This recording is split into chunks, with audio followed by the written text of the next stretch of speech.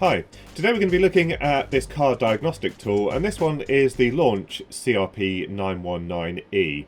And inside the hard case that comes with it, you get the tablet unit itself, you get a USB power supply for charging the battery inside the device, you also get a USB cable should you wish to attach this to your PC, and then you also get the vehicle interface, which in this case is a Bluetooth dongle. So you plug this into the OBD-II port on your vehicle, plug this into here, and that will power this unit up, and then it connects via Bluetooth to the tablet, which means that you can hold the tablet in the engine bay, for example, while you're doing your diagnostics without having to be inside the vehicle.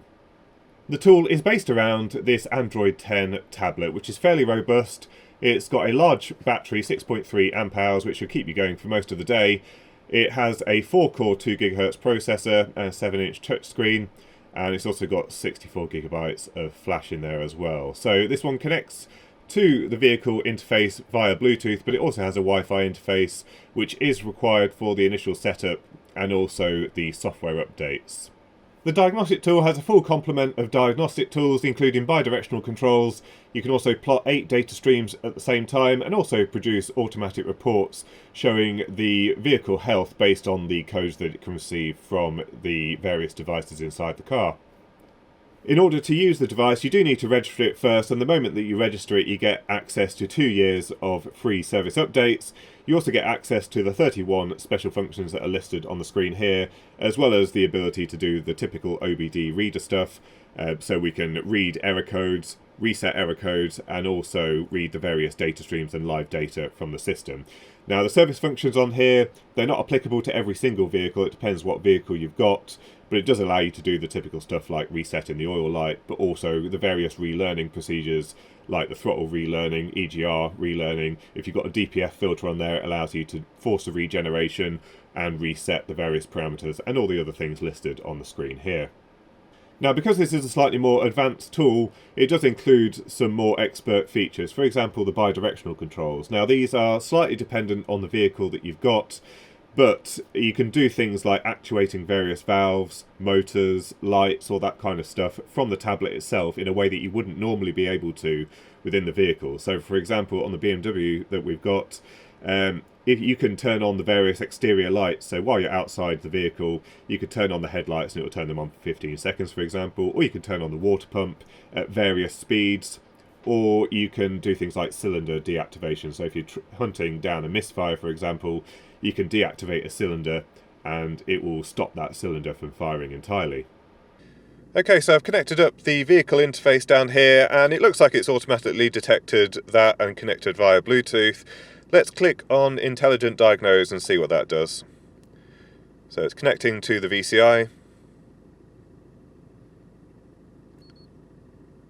I can hear it beeping now. So it's going to be testing the protocol to the vehicle and reading the VIN, and then working out what vehicle it is. And it's worked it out, 2011 Ford Mondeo.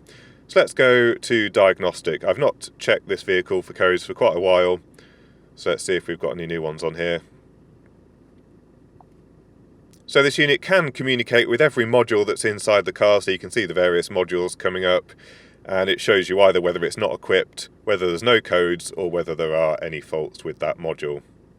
You'll also see we've got the battery voltage up here, so about 14.9 volts. It's doing a fast charge at the moment on the battery.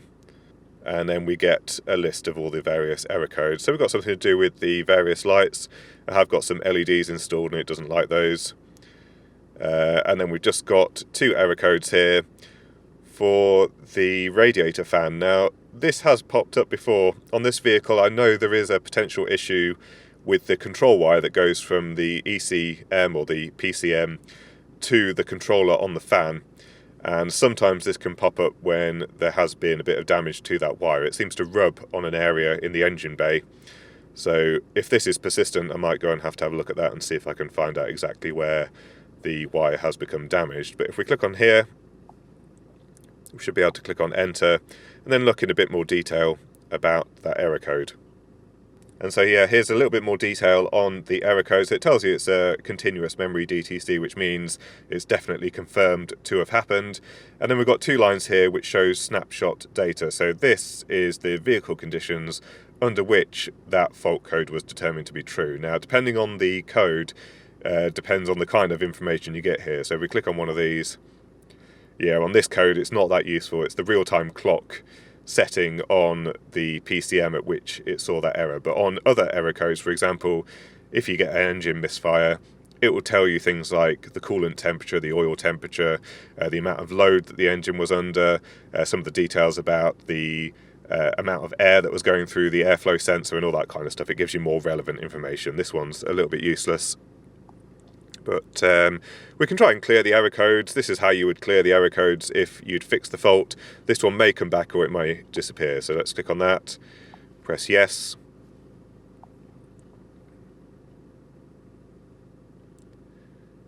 And that fault hasn't come back. So maybe it's intermittent. It might have been a glitch. Could have been a briefly low battery while it was starting because we've had some cold mornings. But you can see that the error code's gone here. Now we can go back here and we can have a look at some of the other functions that are available. So we've done the read fault codes. We've also got some information about the modules. This is the clear codes. We've got actuation tests, OBD functions, data streams. So if we click on data streams, for example, this allows you to read some real-time data. So for example, we could look at the temperature of the catalyst converter, press OK, and it'll tell you it's at 100 degrees. So the car's cold at the moment, so this hasn't warmed up yet. And if you wanted to, you could plot this on a graph. Let's look at another one.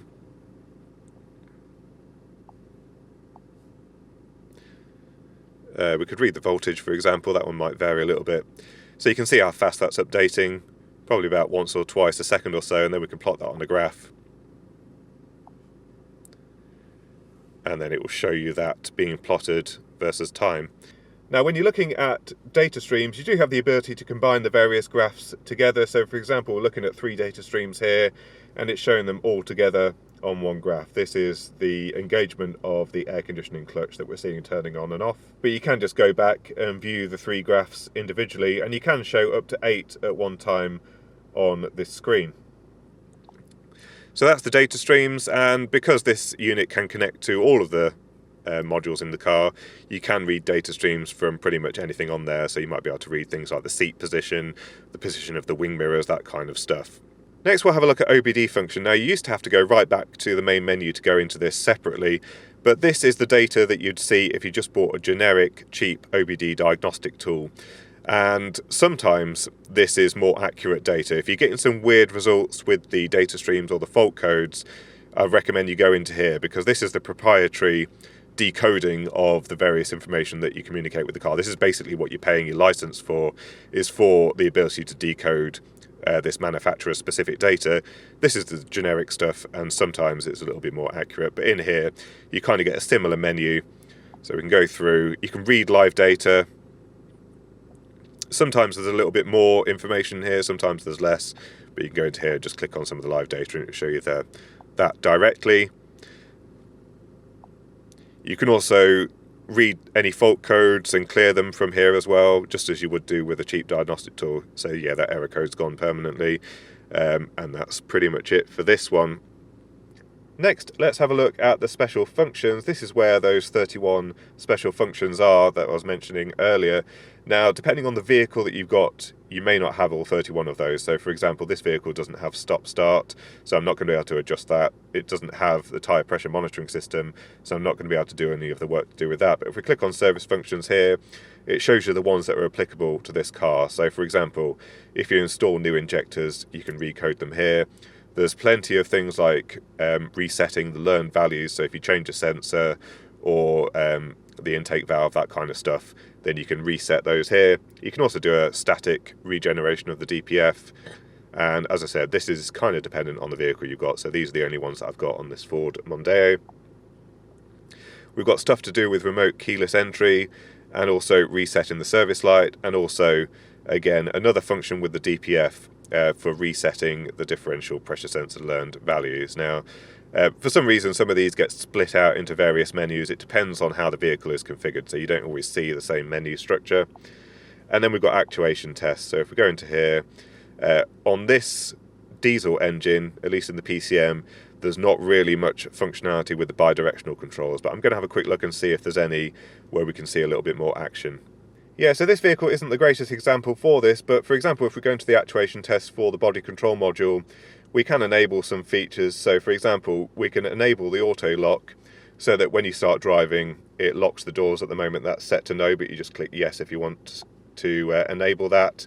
We've also got things like flashing the indicators when you lock the vehicle, as well as the status of global unlocking.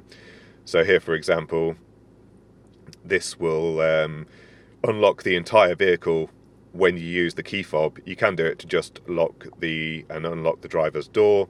So if we go to the instrument panel cluster, we do actually have more bi-directional controls. So for example, we can turn on some of the lights. So we've got the safety belt warning light, for example. If we click on that, it says Diagnostics on here, and then we can do flashing slowly. So let's see what happens if we do that. And then you can see we've got the flashing light up here. So you can test the various LEDs that are on the instrument panel cluster. And we can turn on things like the brake warning lamp. Again, flashing slowly. And then we have it flashing on the dash. So you can see, for example, if you had a problem with the instrument panel cluster and you weren't sure if an LED was working on there, you can just trigger it from the menus in here. Now, sometimes the Intelligent Diagnose has a problem reading the VIN from certain vehicles. For example, if it can't communicate with it for whatever reason, you can pick your vehicle directly here and avoid those problems. So this shows you all of the brands that we're able to communicate with, but we've got Ford Europe, and we can click OK, and then it will find the vehicle this way. And then again, we can automatically search for the vehicle. We can manually select, so you can search for the vehicle in here. But normally, once you've picked the correct brand, then you can do the automatic search and it will find it nice and easily. Within software update, it's got a little number here which shows you how many updates are pending. And if you have a valid license, which as I said, you have 2 years free with the unit, you can then click on the item for Mitsubishi and it says what the update is. And we can just click updates here, and then it will quickly try and download it and install it onto the tablet. Within diagnostic history, we've got access to our recent diagnostic session, so we can click on this and it will show you what happened in the last session here, so what it scanned for and also any DTCs that occurred and whether you fixed them. Or we can just click on quick access and that will go straight to the diagnostics again and allow you to start scanning for faults. Now, if you want to do a specific service function, but you don't know which module it resides in, you can actually just click on this menu here, Service Functions, and this lists out the 31 functions that are available on this unit, and then it automatically works out what module that is connected to, and then takes you to the menu directly. So, for example, we can click on Battery Matching. Now, I know this one is in the body control module rather than the PCM,